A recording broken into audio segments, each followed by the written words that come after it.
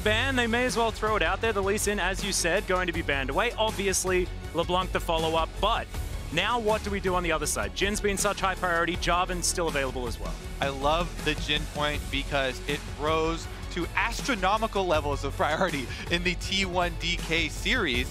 And Ghost showing that he does have other options though, because now Jhin taken away, he has gone to the Ziggs, which also gives you long range, safe wave clear, or even the Draven, which I expect a much less chance of because Jin's already decent pick into Draven. So this puts more priority, more crunch time on that. Ziggs possibility, and that kind of loads you up with AP. So the bottom lane, there it is. They don't hesitate with that AP. All right, question answered immediately. Thank you very much. I really like it, but the whole top lane champion pool is wide open. Both of these top laners love their Jace, love their Graves, and if you've got a Ziggs in the bottom lane, you need tons of AD damage. The lethality becomes all that more valuable. And so now, that Graves or Jace looking real juicy for DAMWON. They certainly do. And Khan Jace would be so big for him in his last professional series. Oh yeah. Iconic champion for him, but they're going to go with support down on bottom side, grab that Rakan up very quickly. This has been a super high priority champion as far as the engaged supports go. Yes, there have been more and more enchanters creeping in, but Rakan puts a lot of threat on those, and you can combine with Ziggs for some very surprising kill opportunities as well. Well, I am a little surprised to see the Ryze. Of course, if you've looked at Scout's match history, you probably wouldn't be. It's top of the list. It is top of the list but for him. But he's played 11 unique champions, Vedius. Right, but his most played is definitely the Ryze, so it's a big comfort pick for him. And when you kind of look at the mid-jungle duo, yes, it can certainly be strong, but picking it into LeBlanc, ShowMaker loves this matchup. It was one that he was more than happy to play into Faker himself and was able to get the better of him in, especially when paired up with the Kiana. And this is something I'd love to see EDG ban away. I like the Talon ban, but they also need to take Canyon off that Kiana because of how well it enables the LeBlanc. But then, of course, Zhao still up and available, so you know that Canyon's options are still very, very wide. Yeah. Big thing for DAMWON is that they have been so flexible, especially Canyon and ShowMaker in the champion pools, so they have a lot of confidence in being able to get through the second round of bans here. But I just love that we're still seeing similar trends continue for both of these teams, and EDG have focused very heavily on team fighting and still went with that setup for Jarvan. You mentioned the Ryze and the possibilities for affecting those side lanes. I want to see the question of Flandre. They already banned out the Kennen here from top side by DK, but if they also leave the Graves up, that feels like a no-brainer with it being picked over and over and over for them.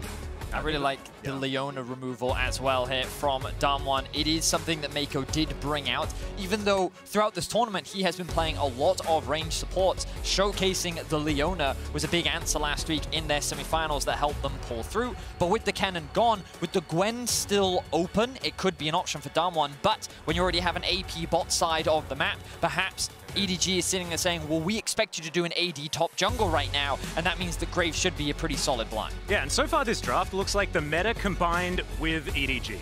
It's pretty quintessential right now. But if you look over the other side, DAMWON are doing a similar thing to what we saw T1 try to do against EDG in their first matchup, which is probably going to be the Jace, Ziggs, sort of pseudo-poke composition for late-game threat around objectives and things like this, as that's a Yasuo, so never mind! Yes! Never mind! And that's Khan playing Yasuo as well. Yes, we were looking for the spicy picks. It happens in game one? Exactly, we get it in game number 1 here. Definitely will create a volatile top side of the map, and that's one of the two things pulling these two teams in different directions in a lot of cases where EDG is so much focused on Viper on the bottom side, and yet DAMWON expected to put a lot of pressure on the top triangle of the map, that mid, jungle, top lane picks.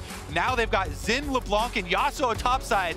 That is as spicy as you get. Those are very volatile lanes with lots of kill pressure. And now Meiko's looking at one of these engaged supports. You guys have already mentioned that we haven't seen him so much on these. Okay, never mind. We're putting a clock in the bottom lane instead. All right, the spice wasn't reserved just for DAMWON.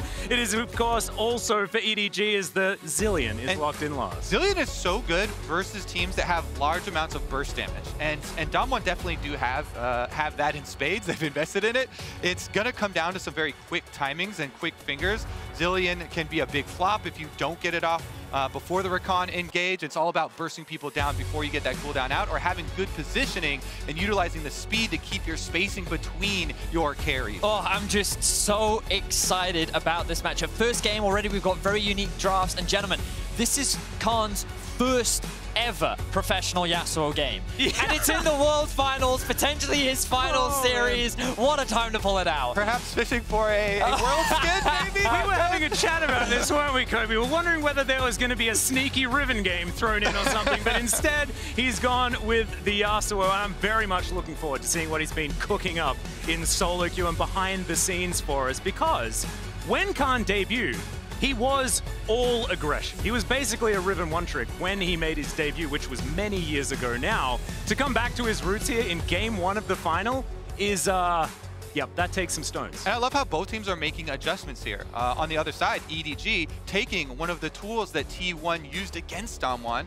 successfully early on to counter some of the first options that they had in the Zilean. Now it's about executing, though, and actually piloting that well. They've also invested in stealing away the Jhin from Ghost, and we have seen some very big pick opportunities off of this champion, so we'll see if they can make it happen. So exciting getting into the World Finals here. Yeah, here we are under the rift for game number 1 of the 2021 World Championship. Already, I think the teams have delivered these drafts feeling very EDG, feeling very DAMWON Kia, especially the top lane, feeling very calm at the moment. So the first thing I would like to draw our attention to, as we wave at the camera, is Beryl is running Predator on Rakan. He is all about the Roans. It seems like that each DAMWON member is taking it in turns as to who will run Predator. Perhaps we'll see a Khan Predator top lane later on in the series. But what is crucial here, and what is something that we need to focus on, is when we saw ShowMaker drafting this LeBlanc into the Ryze in the semifinals, it was constantly attacking that mid lane, looking to shut Scout down. And when you have the Rakan, Zhao, LeBlanc combo, I expect DAMWON to be looking to do the same thing again. And this is them learning off of their series versus T1. One of the ways that you want to try and punish the Zilean pick is either try and go super hard at the Zilean in lane, very weak early laning phase and is much more for scaling, or you just roam heavy. And the Predator is really signaling Vedius. He definitely wants to go roam heavy here. Beryl, I feel like, has really been an underappreciated part of this DAMWON lineup since the MSI underperformances from him, but especially this year at Worlds. He has been a integral part of the entire amount of success that they've had here in this big run. Yeah, and of course, Beryl took that underperformance at MSI and brought it to the summer season as well. It was not a great time for Beryl all the way up until the World Championship. But ladies and gentlemen, we want to hear from you. Use that hashtag Verizon5G all chat and let us know how you feel about the World Final. Are these compositions exactly what you wanted to see? There's some biffo on the bottom side here. Viper throwing out some bullets. Not quite the 4th one just yet, but EDG with control of the wave.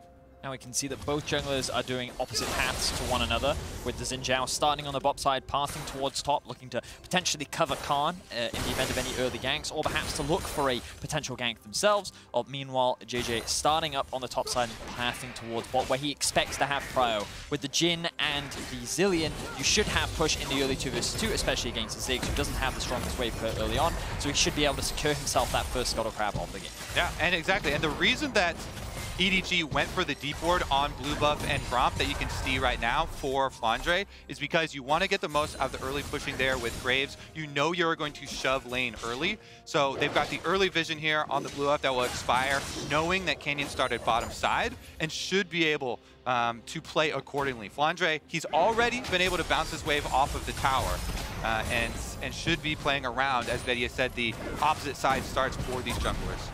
Yeah, and it looked like that ward didn't quite spot Canyon, but did give them enough information, right? They knew that he hadn't headed towards that blue buff area just yet. Yeah, it's the process of elimination. Yeah, right. Jungle camps early He cannot be anywhere else. They're very easy to actually track and coordinate with just one single deep ward. So it will be traded Scuttle Crabs. And as you can see, after bouncing the wave, Flandre playing it much more safe, even stayed up here, lets Khan push back. Thank you, Observer, so much. He's playing around jungle presence. Very big for mid laners to also do this. It's a much less obvious way where they just kind of hover up to the side where their jungler is. but is equally as important, and ShowMaker should be able to catch this one. And as we get close to those first backs, because you can already start to see them come out from a few members, it will be this level 4 from Beryl, where you need to keep track of what he is looking for elsewhere on the map. Because we do know that he loves to roam, we do know that he loves to try and make plays pretty much everywhere that he can on the map, and you only have to look at some of the stats to identify some of those early game plays.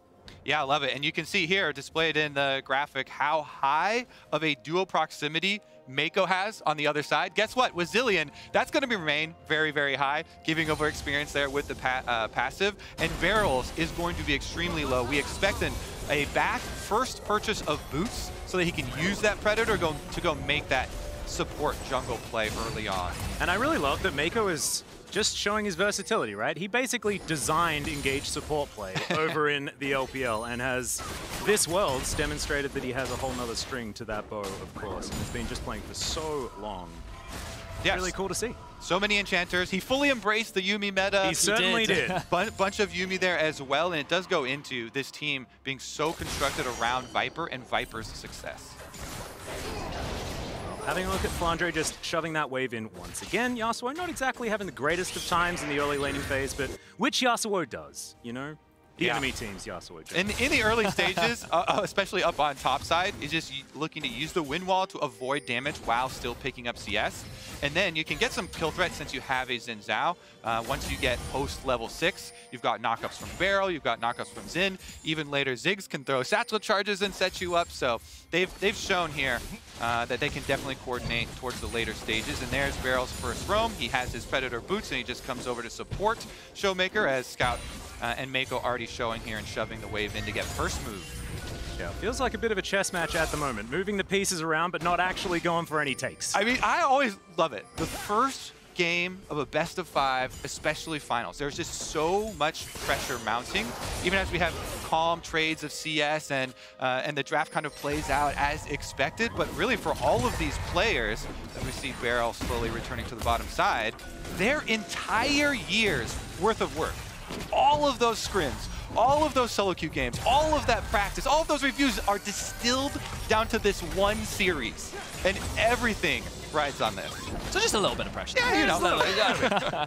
But you're quite right, and you know that in that first game, the person that makes the first play often is not always the one that's best set up for success. So it's about who will strike first, who will be the first to try and mount that lead. Because right now the gold is dead even. It has just been a large part of trading. The CS is even across the board. No early Drakes have been prioritized, but it is this Herald that we have seen be a big part of the first contention. As we are getting closer to that point, we're going to keep track of who looks to move first and these crucial item spikes.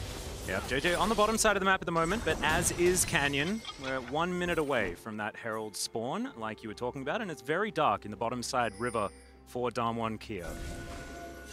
Ooh, so they weren't seen walking in, but the moment that control ward drops, DAMWON gets information as to where EDG is. Now they're looking to contest this red buff, and because Scout has the push in the mid lane, he will be able to assist. So EDG should be able to secure themselves the first enemy red. And this is very basic timer control. Here's the Realm Warp though. Yeah, let's see whether Ghost can survive this one. He might be able to, as Beryl's also battling, dancing his way out, but it doesn't work. First blood goes to Scout and EDG. So well executed by EDG. And I was about to go over the timings that are expected. When you know, because you put the ward as EDG up onto the blue buff, so there is a guaranteed red buff start for DAMWON, you know that around 650, 645, second buff spawn comes up from the one that they started on, and so they go for the invade on that second round. But what they weren't really accounting for was the Realm Warp in the bottom lane. Vedius gets a little bit lackadaisical. They do not respect the all-in potential of EDG. And the LPL first on the board. But look at the answer here from DAMWON, because ShowMaker TP's back into mid to guarantee that he can get the push. Beryl, after his death, immediately roamed mid, and he gets level 6, as highlighted by Kadril earlier. Utilizing that mid wave, being able to get that extra bit of experience, he's going to have that level up, and EDG, I think they're going to want to contest. Yep, teleport. Already getting into the pit here. The teleport does come out. Grand entrance onto the Jarvan. They hold him up. The ulti's too good from Khan. Great stun comes through, but it's too late for Meiko. And now DAMWON Kia move back to the Herald. Ghost now getting them out of there, and the Hextech minefield is just too strong, and that is a comfortable take for DAMWON Kia plus a kill. DAMWON were first on position, and they punish Jiejie perfectly with the numbers advantage. DAMWON can easily secure the objective, and just like that, we're back to 1-to-1 on the kill board. Yeah, you could say that again. The coordination from EDG is not there on the top side play, trying to come punish the early start on Rift Herald, but they're so desynced. Vedius, going right over the back of the wall there. Good focus fire from DK to punish. That is given one back, uses the blast cone. Then you see Beryl immediately move in to try and push him out. Once he lands that knockup, as we talked about, there's so many setups for this Yasuo, and this is where you get the combination. You get hit with one knockup, instantly dead, full combo from DAMWON. Well played by them to punish. And this was something that we see from EDG during their semifinals as well, where a lot of their engage comes off the back of Jiejie. So if he's gone, there is no more follow-up. You are very reliant on him to start the fights for you and to be able to close the gap against this DAMWON composition. So really good target focus there from DAMWON, but the gold still in the favor for now, in favor of EDG. Yeah, EDG simply have to be much more precise with their timings here. You can't leave anyone out to straggle there, and if you do, you have to respect the all-in, no flash blown or anything like that. We're in the world though now, living with this Rift Herald in the hands of Canyon, and when you have Ziggs on your team, it also has that extra level of threat that you can move the Ziggs around to the same lane. And oftentimes, especially if you've done some early work on that tower, you can just Rift Herald into Satchel Charge and blow up a first objective. So there's the Predator. Game could be very explosive. Yeah, Viper able to sidestep the grand entrance, so not quite able to Predator his way forward enough there was Beryl, but still gets Viper out of the way. Not able to get any summon spells just yet though, as in goes ShowMaker. As I say that, SVG, Parabellum says, oh my god, Khan is going out with a statement. DAMWON Kia for the win, let's go, boys.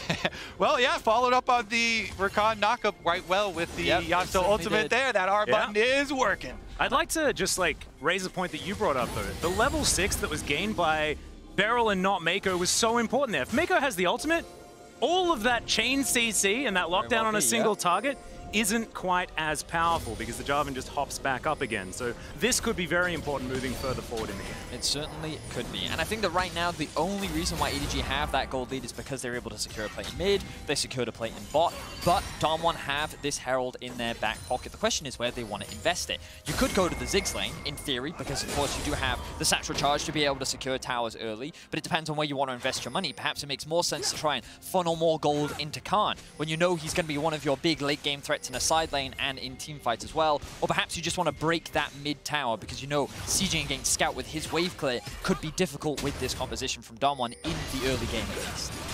Ooh. Close, but not quite a cigar there. Yeah, mid lane tower would definitely be the ideal situation to get down early. It's just such a big objective when you do have the setup here that DAMWON do with possibilities of ShowMaker's LeBlanc, one of the most feared combinations that we have in the tournament. Getting fed early with the early kill actually going to him. He's the one to get the last hit onto Jiejie, which is very important for them. But if you then take the mid tower and let him roam around with this assassin pick, you lose control of your brush, and that makes your rotations between objectives so much longer because you have to respect all this extra positioning and your lack of vision. And I've had a few requests, gentlemen, since we announced that we were going to be doing the final.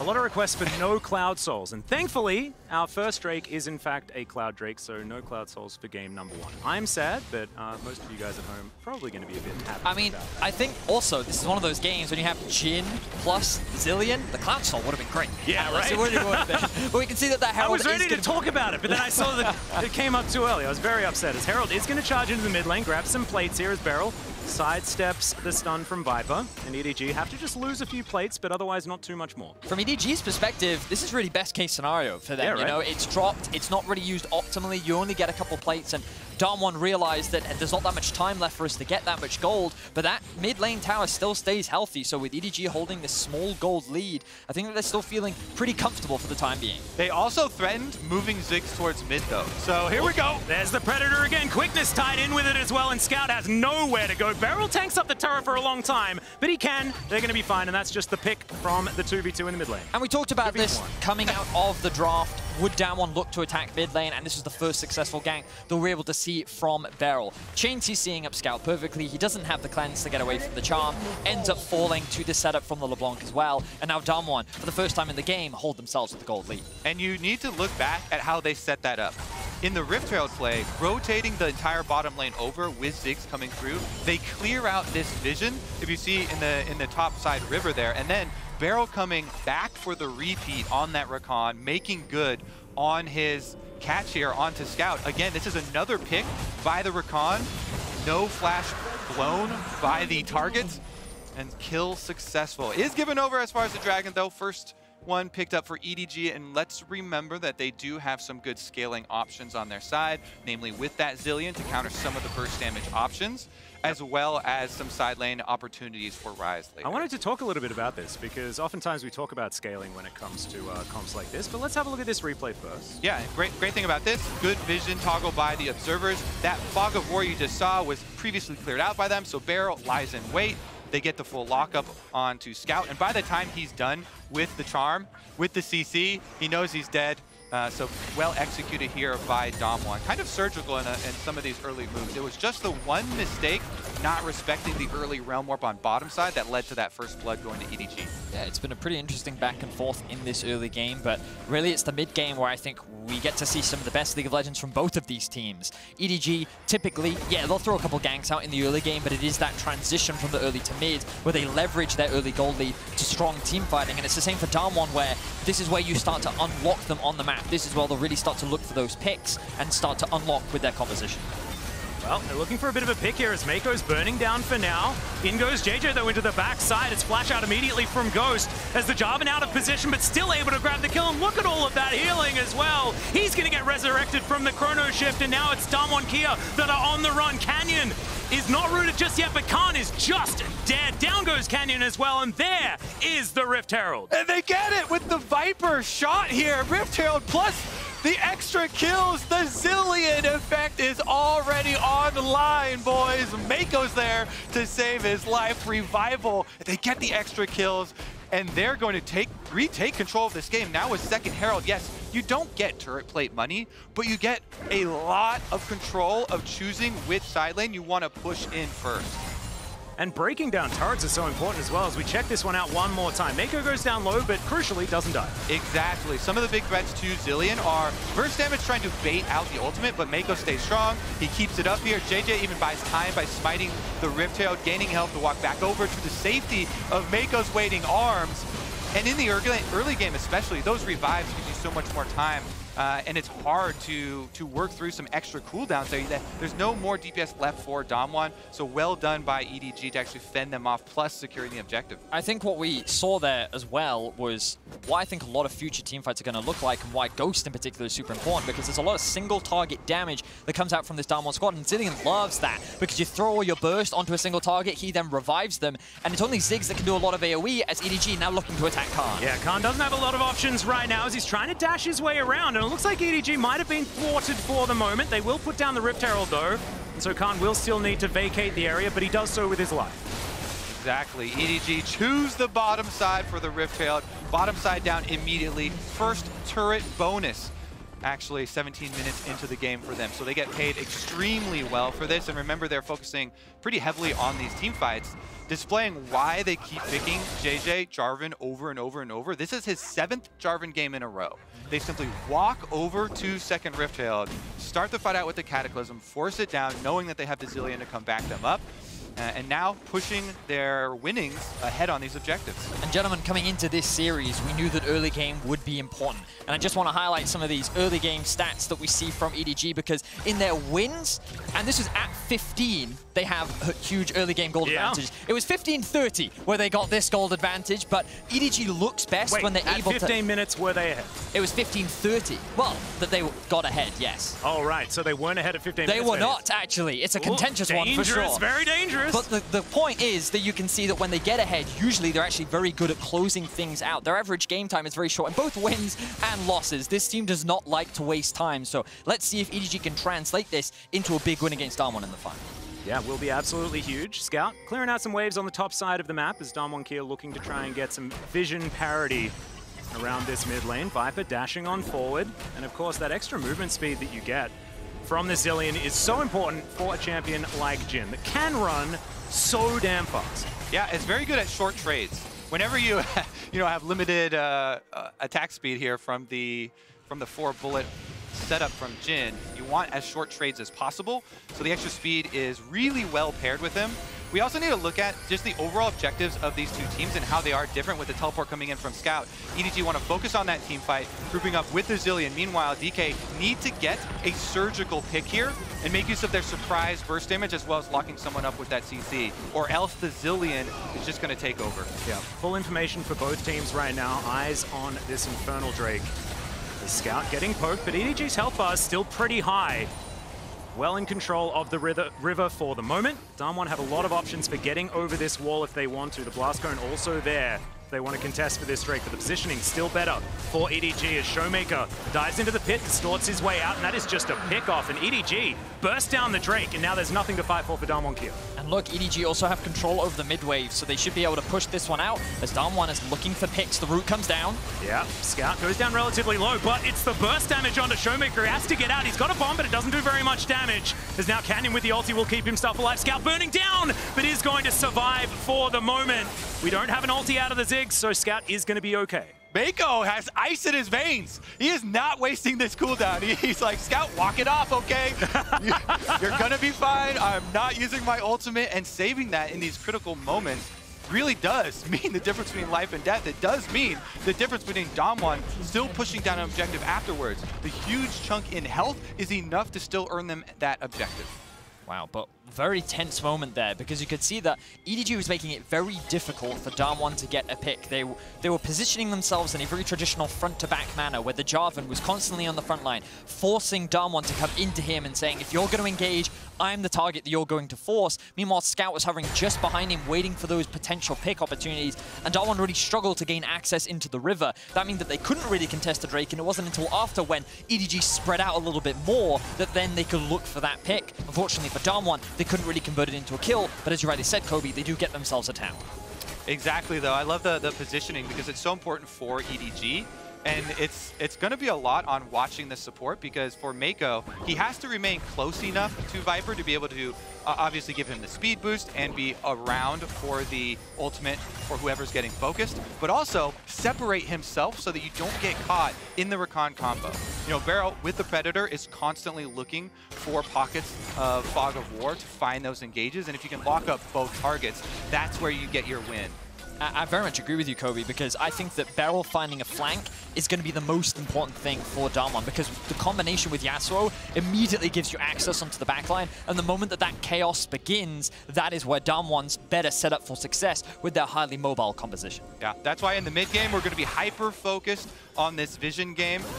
Vision is definitely not one of the easiest metrics for people to track for team successes because it's not on scoreboard, you know, like the gold in big lights. Yeah. Very easy for you, but it is critical to the success of their operations here. Let's see, ShowMaker is LeBlanc, plus he has Flash, so a lot of tools to try and get away from this one. Jarvan is not the best at setting up any sort of ganks onto LeBlanc.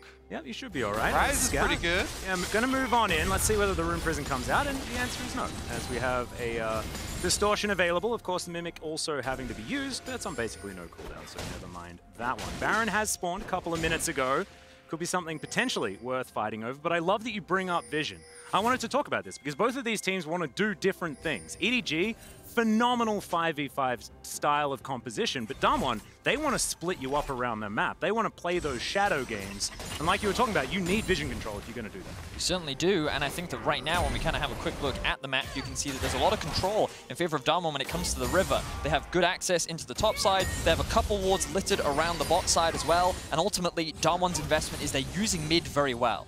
When we talk about that mid tower going down, initially it doesn't look like that much of an advantage, but you can see how DAMWON converted into a lot of vision control, and the moment that you control the river, it means that you have access to move towards these side lanes, and they just use that to be able to protect their top lane tier 1. Another tactic DAMWON can utilize because they are enabled by this Ziggs plus 2 possible split pushers here with high amounts of burst damage is if you just put Ghost and Beryl mid lane as we see the chase through the river. Yeah. You keep them mid lane, they have insane wave clear, and they're extremely safe, and you try and force the Zilean to show mid.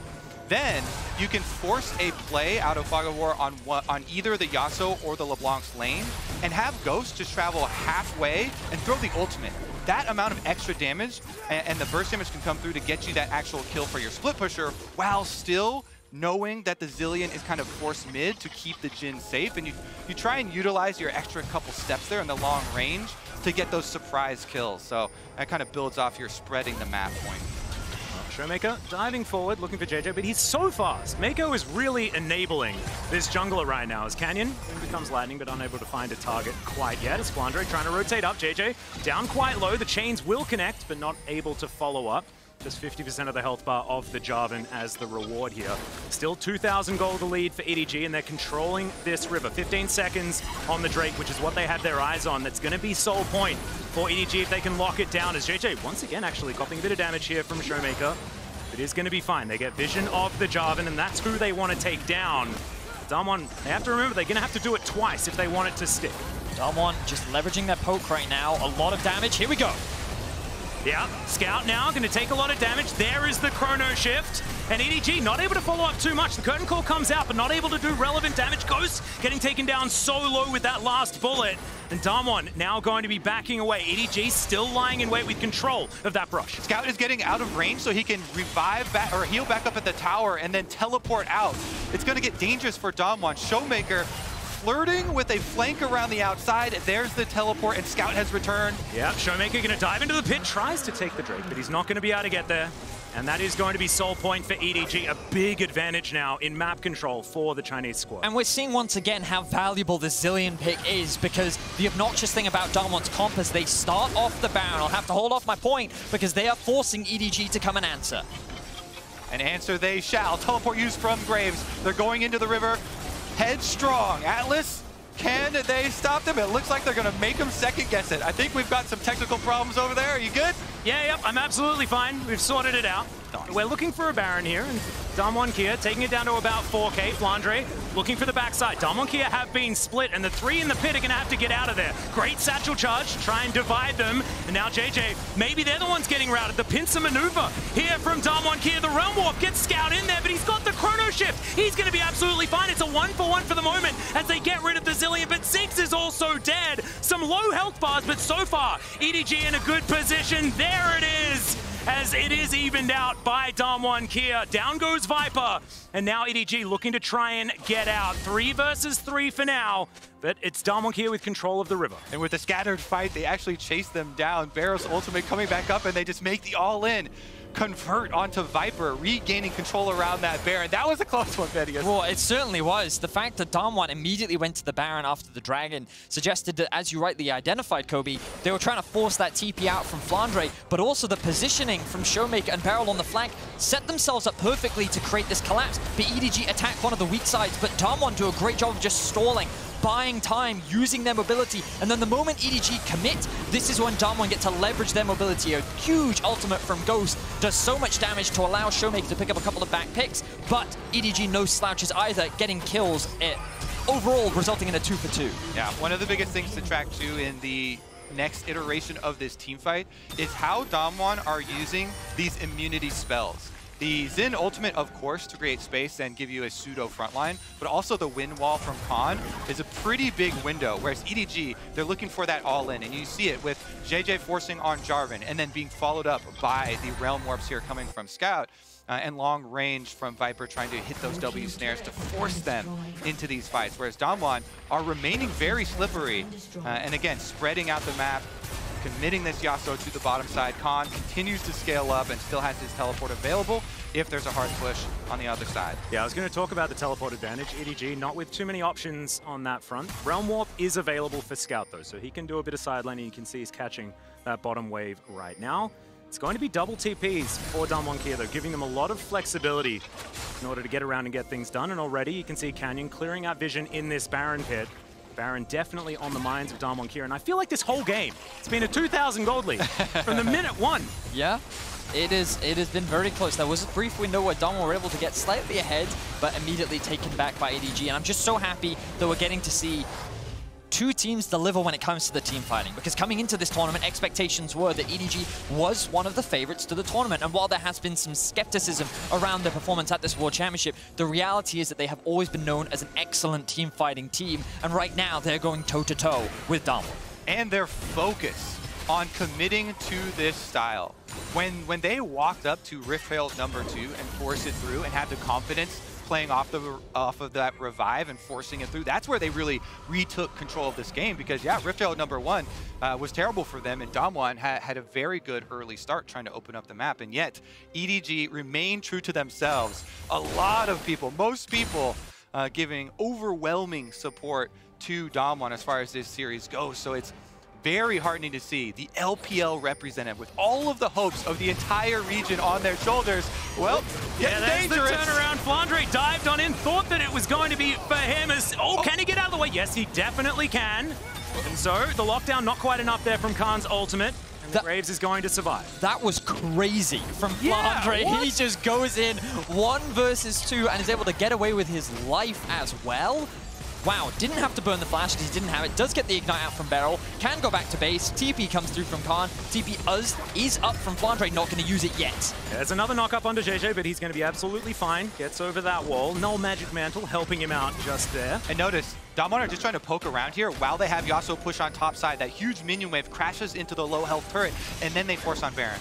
Yep, you can see Jiejie going to be on vision as soon as he comes out of that brush, but EDG, they can go for an answer here. Control ward in the pit, they know exactly the health bar, and DAMWON Kia, are they looking for a turn? Do they actually have the coordinated damage to lock anyone down before Meiko can bring them back to life? In goes Jiejie, they just explode ShowMaker. He is so important for their team fight, and he goes golden as well. He's got the Sterix, he's got the Chrono Shift. It's an immortal Jarvan trying to win the team fight, and EDG have lost no one. In goes Beryl once again, but it's going to be a sacrifice, and DAMWON Kia are left with corpses on the Rift. And EDG have done it, Atlus! Brute force right into the face of DAMWON. They are squished like bugs on the windshield. That is a clean ace. That is a Baron. Vedius, this game is wide open. EDG have just smashed it. EDG are delivering in the fights, and they execute it perfectly. It was Viper that sunk his teeth into the heart of DAMWON. He found ShowMaker, the pick that was needed to tear apart DAMWON. It tore the fight wide open. EDG get themselves an ace. They get the Baron, they get the Soul, and they are looking to get game 1 in this best of 5. This is so big for Jiejie too. You know, all the focus on Jarvan, him being the frontliner. Look at this from Viper. Beautiful hit into the root. Immediate follow-up from Jiejie to set up for the fight. Exactly. You have to see no hesitation there. Complete trust in their teammates.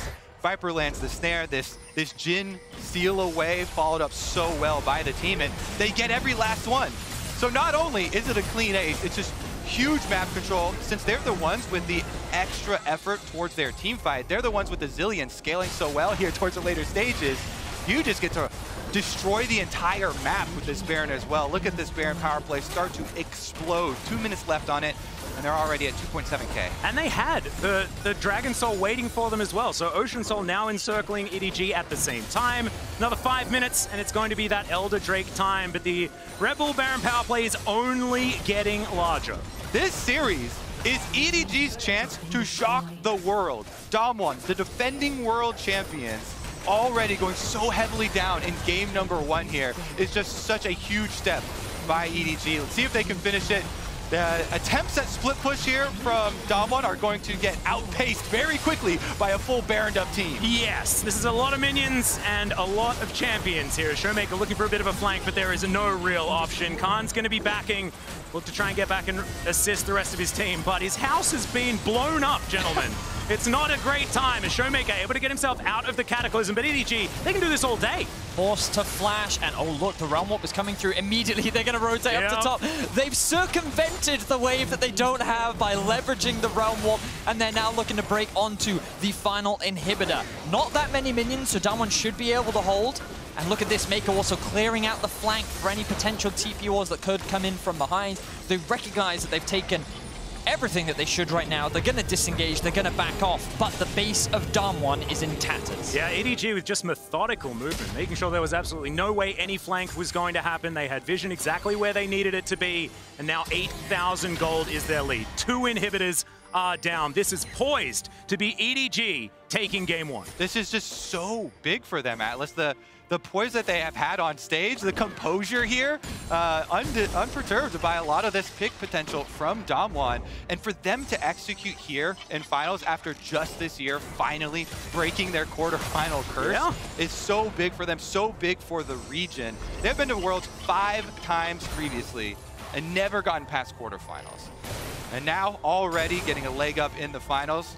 Remnants of this Baron power play will time out, but 4.1K is definitely going to be something you take to the bank. It definitely is not bad, as EDG is a bit of a demonstration of their domestic prowess. I think a lot of people might remember some worlds where things didn't go quite so well for EDG. I know Just a few. I know I certainly do. 3 of those times, by the way, of their 5 Worlds appearances, they were the #1 seed of LPL and highly disappointed the region by not getting past quarterfinals. But this is why it's such a big triumph for them to be here and to get the lead. Well, let's see whether they can close it out. That lady certainly started warming up her voice box, but she hasn't quite started. You can hear her in the distance, Atlus? Yeah, there's some yodeling happening. I can hear it in the far reaches, but it hasn't started just yet for real. DAMWON Kia looking to try to defend their last bastions of hope. 3 turrets remain. But EDG are just so strong. The real struggle right now for EDG is just this Ziggs wave clear that is kind of holding the line against EDG Siege. But look, they're going to commit again. The wave clear continues to come through, but perhaps it will not be enough. The 5-man of EDG looking to go in. Flash Cataclysm comes forward, and Jiejie just trying to put them in position, but it's Canyon. He's got the ultimate, and now the dive forward from Beryl. It does not work out. The grand entrance only hits one, and then he just pops like a balloon. The wind wall looks comically ineffective, as now the Nexus turrets are falling. And for a series that so many predicted was a 3-0, yes, it might be, but it's not going to be for DAMWON Kia. Edward Gaming absolutely wiping the floor with our former world champions. They make sure they finish the job before they finish off the Nexus. EDG with a very strong performance in game 1, and they stuck to their style. They got exactly what they wanted. They got Flandre on a comfort pick with his Graves, his most played champion at Worlds, and he was extremely reliable as a carry on the top side of the map. They didn't really invest a huge amount into Scout, but where they could, they got leads in their bot lane, and they just out-team fought DAMWON at every opportunity. In the opening of the day, we were looking at, wow, this team is so easy to predict. All these Graves picks, all these Jarvan picks, all these Ryze picks. Yes, exactly. They stick with those Vedius, and yet they also take 1 page out of the T1 book, the Zilean that they showed, to further complement what was already a strength of the team. And that's what I love, when you can take pieces and you can add on, you can augment what is already your strength. Yeah, exactly right. And it's just another string to add to their bow that DAMWON has to think about in the next draft. But remember to check out DAMWON Kia.